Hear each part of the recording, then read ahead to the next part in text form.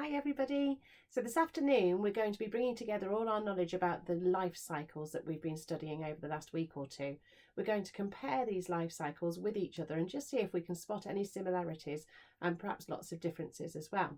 So the ones that I'm going to have a look at are dragonflies and newts, and I've also got a flower life cycle there just to remind me as well.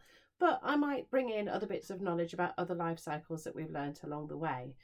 You've been asked to write a script. Your job is to imagine that you are a TV presenter, somebody that presents a wildlife show.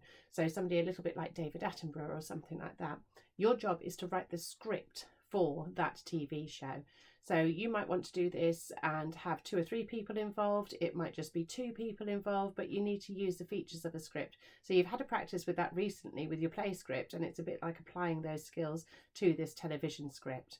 So if we have a look, like I said, I've got the dragonfly here, I've got the newt, and I've got my flower life cycle that I've got drawn up on the board just to remind me. You might want to just go back and find the ones that you've completed or draw them out again quickly, or just have a look at them again to remind you of what they've got in them. And then I'm going to have 2 presenters in mind. So I've got Joe and I've got Adam.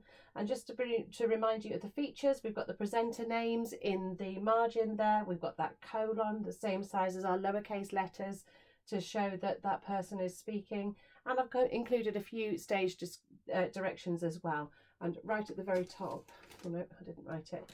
You need to include a heading as well. I've forgotten to put mine, so I'll add that now.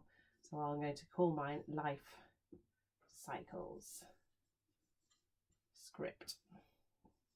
I'm sure you can come up with something much more imaginative than that. Okay, so if we have a good look, I'm still thinking about using good vocabulary, but my focus today is really on comparing those life cycles, showing my scientific knowledge of. Okay, so I've got good afternoon and welcome to life. In today's programme, we're going to examine the life cycles of a variety of plants and animals. Over to you, Adam. Presenter 2, Adam, smiling into the camera. Thanks, Joe. Yes, today we're going to explore and compare 2 creatures and a plant to see how alike they are.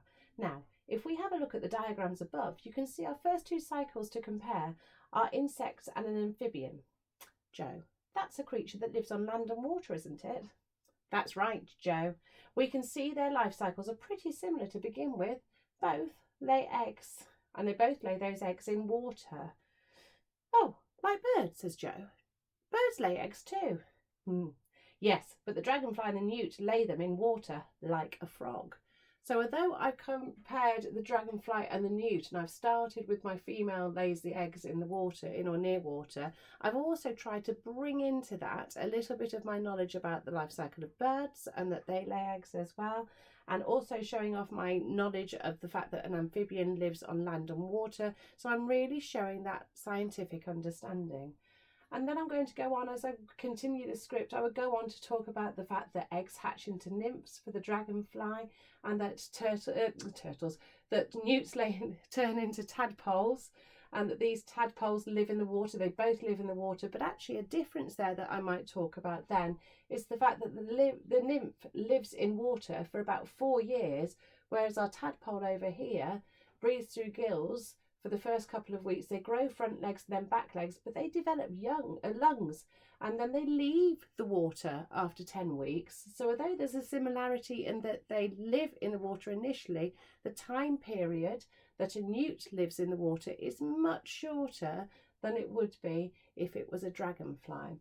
So I might point that out as a difference as I went on through my script.